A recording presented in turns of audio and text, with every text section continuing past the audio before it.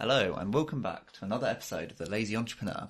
I'm your host Sam Priestley, and as usual I'm joined by my lovely wife Emma. Hello! Before we get started today, I just want to say that each episode I generally change a few things around with how the sound recording works and how our studio is set up, and it should be getting better and better each time. But if you are going from episode to episode and the audio changes volume or something in between, I'm sorry for that. Hopefully as we get better at this, it'll get smoother and smoother. So now we've both got our own microphones, we've got some soundproofing, sound muffling in the little studio, and it should just be getting better and clearer, and also my post-production should be getting a bit better. Feels very high-tech in here. It is, I need to start taking some pictures. Yeah. I've got a little sound mixer thing on my computer as well, all this technology I know nothing about, but that's alright. Okay, today I want to talk about a concept that I think about quite a lot and is quite kind of important to the way I do business and the way I live my life, I suppose. And I'd say it's one of your favourite words. It is one of my favourite words, and I'm not even sure I'm using it correctly. That's the funny thing. I've kind of made up a meaning for it that might not even be true. But we'll see. I'll define it how I think it, what I think it means, and then if that's wrong, that's all right. So the word is serendipity. So let's see what Wikipedia says. Wikipedia says serendipity is the occurrence and development of events by chance in a happy or beneficial way. So what does that mean? Well, the way I interpret it is that you are positioning yourself, or you are ready to take to make the most of opportunities when they come up. You don't know what that is going to be. You don't know what that happy or beneficial event is going to be. You don't know what the future holds, but you are ready for when something good comes up, and you are able to make the most of it. I think this concept is slightly countercultural because it often means doing nothing. It means waiting, not doing necessarily anything particularly productive, but just being ready for when stuff happens. I know it's a bit wishy-washy, so I'm going to try and sort of nail it down a little bit, kind of maybe give a few examples from the last few years when I've used it, and talk about how I'm kind of using it at the moment. And then also talk about what it's not. Yeah. In fact, let's talk about that first. So, what it is not is doing nothing. It is not an serendipity, waiting for something better to come along, waiting for an opportunity to come along. It's actually a slightly active thing. It's not sitting around playing video games all day. That might happen. You might get a call from Chelsea or something asking you to play in their first team, but it's pretty unlikely that a great opportunity will happen. Without a lot of work put into it. Well, yeah, like you're waiting for an opportunity to happen is an active thing. Yeah. It is all about the positioning yourself and making sure you're ready and prepared and kind of actively looking for these opportunities. It's hard because we don't know what the future holds, and I think that a lot of people overestimate their abilities to predict what's going to happen. I'm definitely the case of that. Is when I plan out things, I want to be like, well, I think whatever's going to be the next big thing, and I want to do this, or I think that in 2 years' time I'm going to be doing this. But really, whenever I look at where I thought I'd be in 2 years' time, I'm never that at all. I was doing something completely different. 2 years ago, let's say 3 years ago, I wouldn't have thought I'd be doing a gym business. Before that, I probably wouldn't have thought I'd been going travelling or getting married. I wouldn't have thought I'd be starting a coffee shop. I wouldn't have thought I'd do a tech startup. I wouldn't have thought that I'd have a successful blog. Probably wouldn't have thought I'd do a podcast because I hate the sound of my own voice. And yeah, all of these things aren't in your 5-10 year plan. No, they're not. Exist. No, they're not. And not having, well, I do have a 5-10 year plan, but not having the details to find out is quite important. Okay, so that's kind of the concept. Let's talk a little bit about some examples. Yeah, I think that will help. I think it will help. Yeah, it's hard to kind of describe because it is quite wishy-washy. Yeah, quite abstract. Because you're basically relying on luck. Yeah. But it's like, it's like the saying, you make your own luck, and you make your own luck by not having the time, the money, whatever it is, to jump on whatever opportunities come up, and also having kind of the mindset where you're looking for those opportunities. Yeah. So one thing that I'm doing at this moment in time, and I wrote a blog post about it a few weeks ago, is with money. Recently I sold an investment, and so I got quite a large chunk of money land in my bank account, and instead of just putting it straight into long-term investments or buying, say, a buy-to-let rental property, I've purposely put most of it aside in short-term investments ready to be used when an opportunity comes up. And really what I'm thinking about here is Brexit.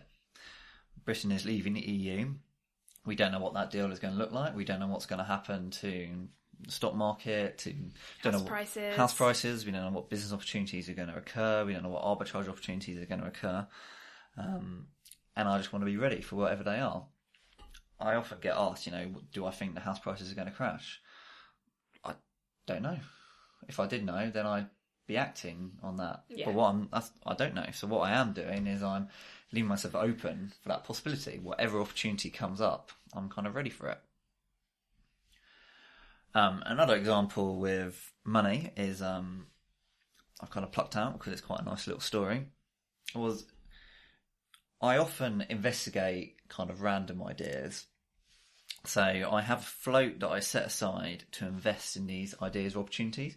They're often very short-term things that will hopefully pay me back quite quickly. And I do spend quite a bit of time looking around. And I've come across quite a few in my time. One of them that I want to tell you about is during the 2012 presidential election, the US presidential election. Here in the UK, we all kind of considered it pretty obvious that Obama would win. But in the US, that was not the case. And all the prediction markets had it kind of a 50-50 probability. Yeah. Now, the thing is, you can put your money where your mouth is when it comes to these prediction markets, both here in the UK and there in the USA. So I had a look and I discovered that the odds, the payout I would get if I kind of bet on Mitt Romney in the US would be a lot higher, would create an arbitrage opportunity if I was betting on Obama here in the UK. Yep.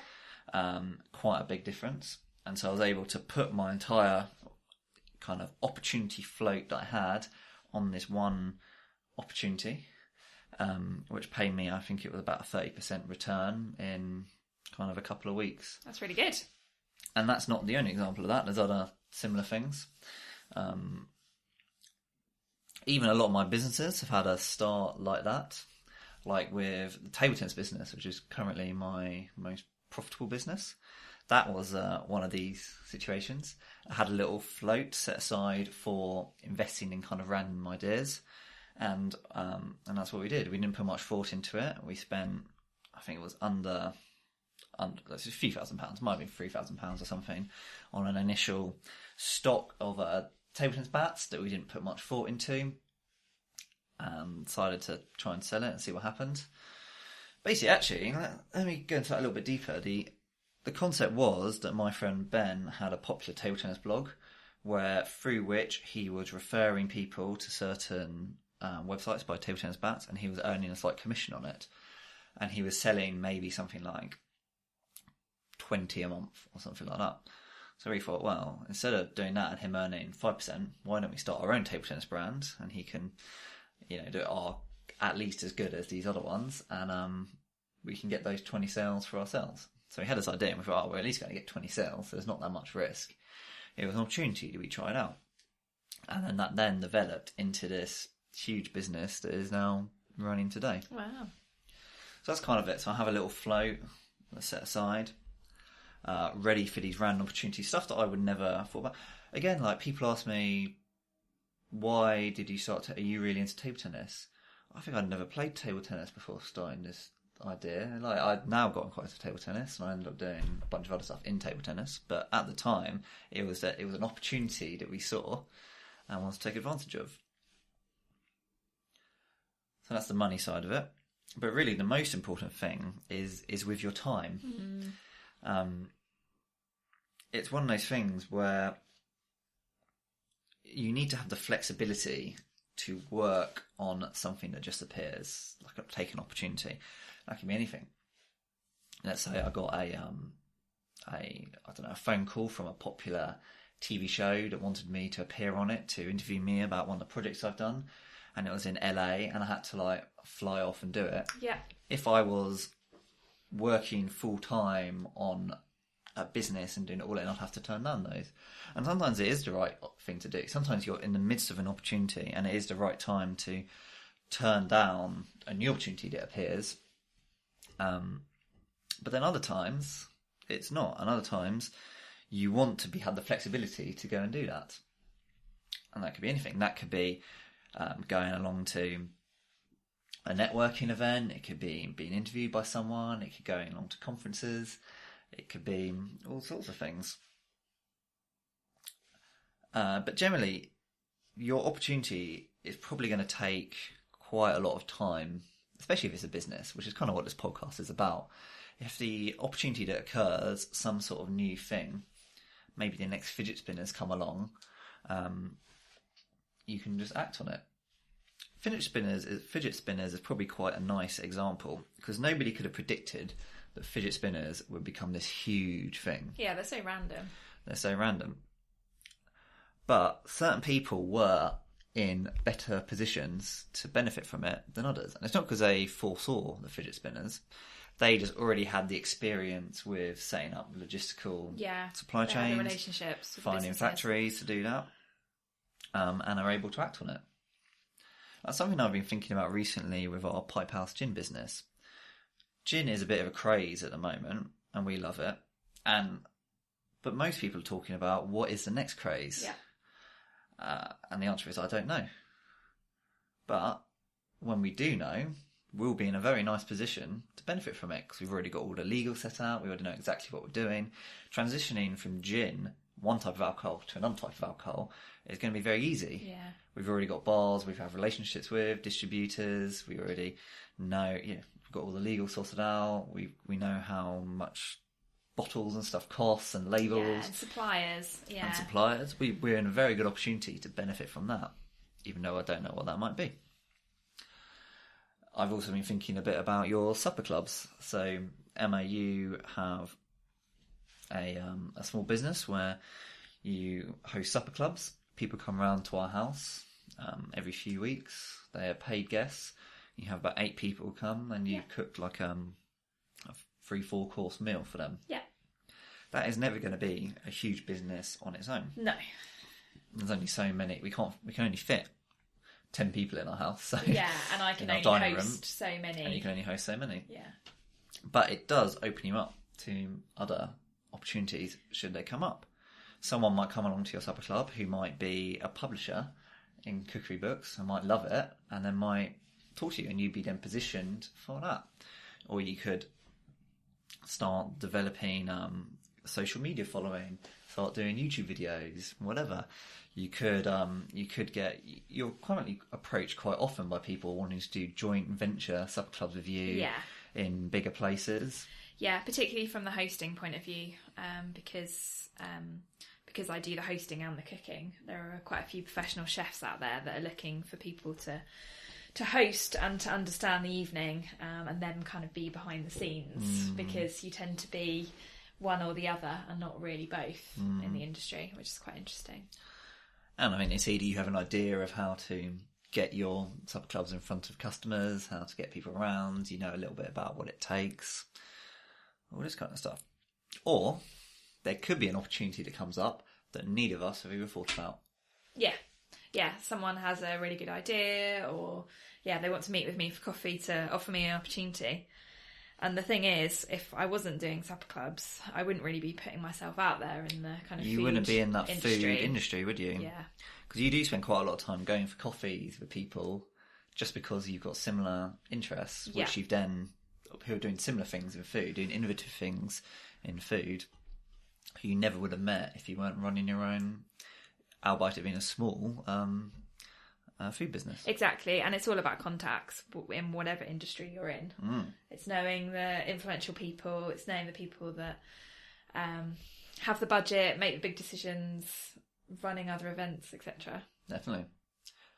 Which neatly brings on to my next point, which was that you should try and be serendipitous with your approach to networking and to people.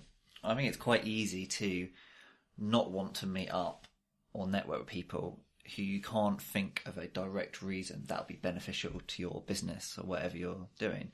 You often see at a networking event where people will do the rounds, they'll speak to someone, and then as soon as they kind of get their job description, they'll immediately decide, is this person useful to me or not? Yeah. And then, if not, quickly extricate themselves and move on to the next conversation. Maybe that works for them, maybe not. Whereas I think of it as a slightly different angle, is that people who are doing anything interesting, I want to know about. I want to get to know them. Anyone who I think is a sort of inspirational person or doing something unusual or different, whether it's got anything to do at all with what I'm doing, is really interesting. I remember I was out in Malta, and and there was someone there who runs a beard oil business. It's one of the favourite people I've ever gone and chatted to. Yeah. Got another friend who sells like stuff like dehumidifiers and things like that. Really interesting. Someone to speak to. Obviously, there's all the different people, all our competitors who are making gin. They're competitors, but they're still interesting people to talk to. Yeah. And all these people I take certain inspiration from. The beard oil guy, he gave me lots of contact so I met him, and then a year later we started the gin business. And I contacted him to ask about labelling companies in the UK, and he gave me lots of tips and stuff for that, which was useful. The dehumidifier, I know that he's quite keen to do a joint venture with me. If either of us have a good business idea, he'd be very up for like a big business, is what he's kind of thinking. That's something where we'd raise kind of 7 figures, and I know that he'd be a good person. I know that he's got a real strong work ethic. He's a smart guy, and he's built this big business himself. So even though dehumidifiers or whatever he's working on currently is not something I'm interested in, he is sort of the person who I could end up doing something with later. I didn't know that. That sounds really good. But there's loads of that sort of thing. There's loads of people who, at the moment, there's no kind of link with. Yeah, but there could be in the future. And it really wouldn't surprise me if in 5 years I'm doing something because someone who I met at some random point has contacted me with a great idea. Yeah. And I've been like, that's also a great idea. And Let's it's work the on it perfect together. time. Yeah. And vice versa. I'm sure there's going to be people who I contact because I've met them at some point. I've had an idea and I've been like, Joe Blogs is perfect for this. I think building kind of a diverse network is very important. It's not about just focusing on your industry. It's about people who have the characteristics that you like and making that something that you take seriously. As I said, even if there's not anything that you can do with them right away. Yeah, with the projects you're currently working on. So we've spoken a little bit. We're still kind of talking about time, how you spend your time. And one of them is, it's so funny. I've just got a message from someone. Popped up on my phone asking to do a joint venture to do with slow gin. Anyway. Where was I? You're saying it was all so it's all about time, networking, blah, blah, blah. So I think, and I've already mentioned that having the free time to grab opportunities isn't a case of doing nothing and waiting for it to happen. It's not playing video games all the time. It is finding stuff that is productive but isn't a commitment to your time. So one thing I do is I listen to a lot of podcasts, all sorts of things, from kind of fitness, lifestyle, development, biographical, whatever, ones about cults and crime, kind of a real wide range of stuff, but all of which they're not really just consumption for the sake of consumption. They're all kind of stuff which I know could lead to some sort of inspiration or an idea or something. And I do a lot of that, and I'll binge listen. It's something I hope that people will maybe do with this podcast, is have it on in the background while they're...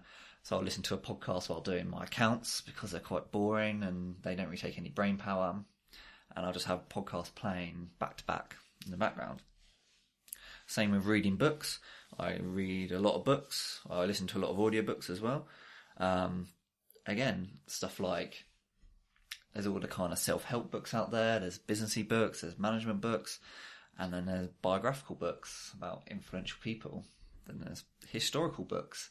I get a lot of inspiration from history and how sort of people have done stuff in previous eras. I like to translate how that would work on to today.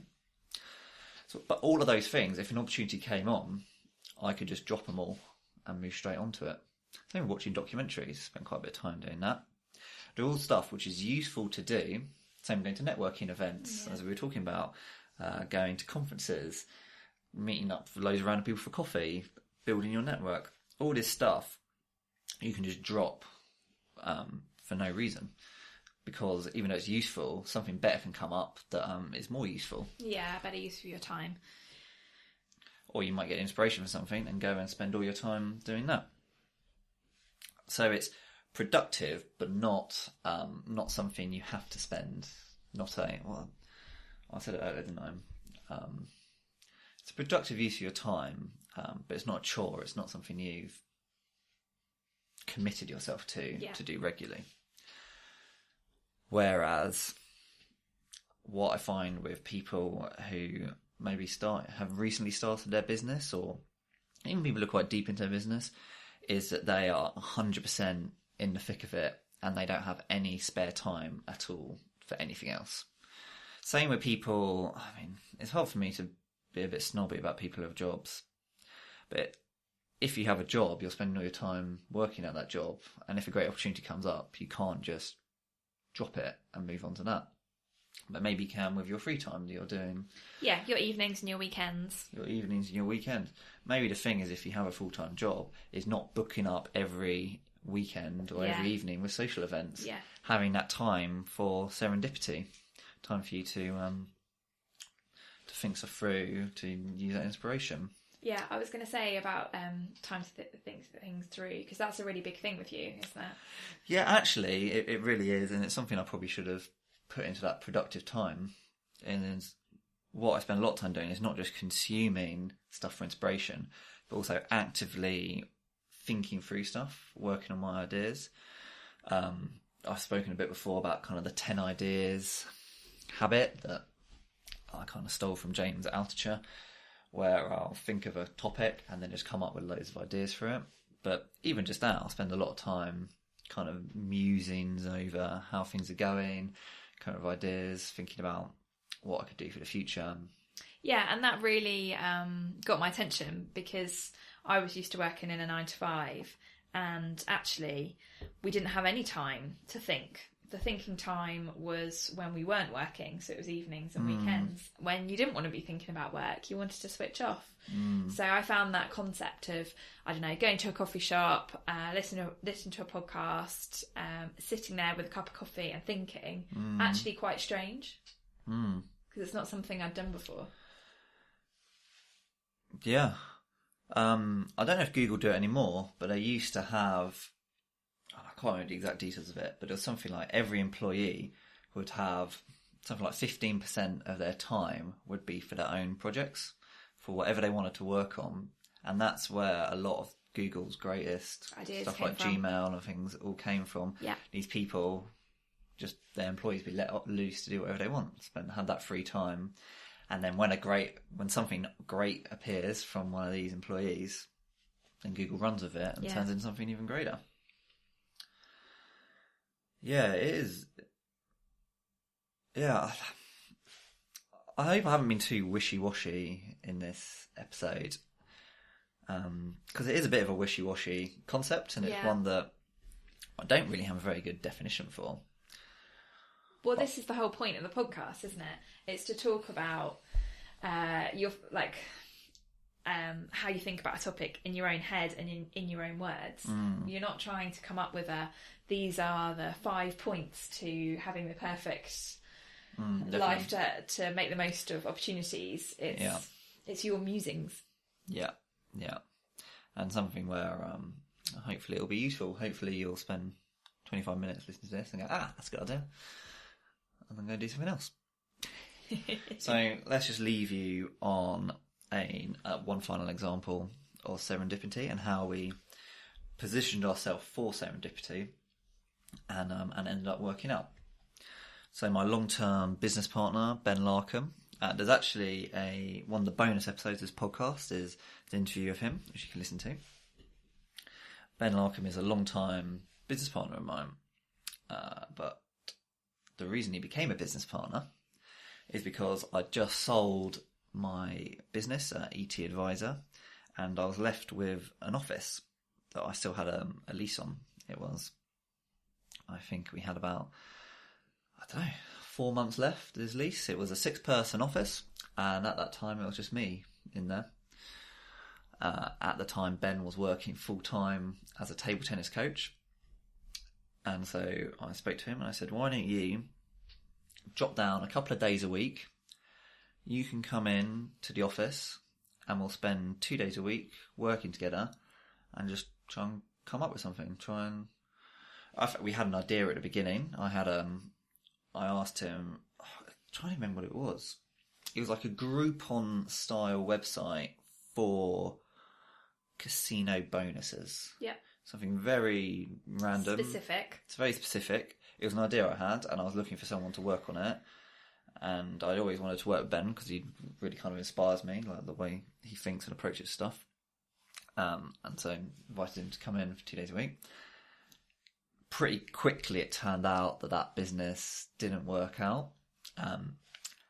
But he kept coming into the office, and we kept him kind of doing a bit of his own thing, talking through ideas, doing a bit of brainstorming, not with any real clear thing in mind. And it worked out. And eventually the first inspiration kind of struck, which was the table tennis bats. And we've been working together ever since. Now we do that. We have our gym business together. I did the Expert in a Year project with him, all sorts of things. And it all started because he made that commitment to quit 2 days a week of his job he was working, he had a good contract, something that was really, people in his industry really wanted, which was he was coaching at schools 5 days a week. He quit 2 days a week at various schools in order to see what happens, in order to allow that serendipity and projects that he didn't visualize. Think about the difference between a table tennis equipment business and a like Groupon style website for casino bonuses. They're completely different, and there was no kind of predicting kind of either one. But yeah, so he made that commitment and it worked out for him. Yeah, I'm really glad you brought that example up, because I wanted to as well. Because the point I wanted to make was about taking risks, because it was a risk that Ben dropped down some of his coaching time, but also during that time you were trying lots of different businesses and lots of different ideas. So you were open, but also willing to try different things, and it was a bit risky. Yeah, I mean, I haven't talked about what I was doing, which was I just sold a business, so I suddenly had all this free time, but I was still going into the office 5 days a week, trying to find out what the next thing was. Didn't really have an idea what it was. But you've got to put yourself out there. Yeah, just waiting for that kind of serendipity to happen. All right, on that note, we're going to say goodbye. I hope you've enjoyed the episode, and as always, if you have any feedback or you just want to speak to us, just email me at hello@sampriestley.com, and also I'd really appreciate it if you could leave us a good review. 5 stars, please. Adios. Bye.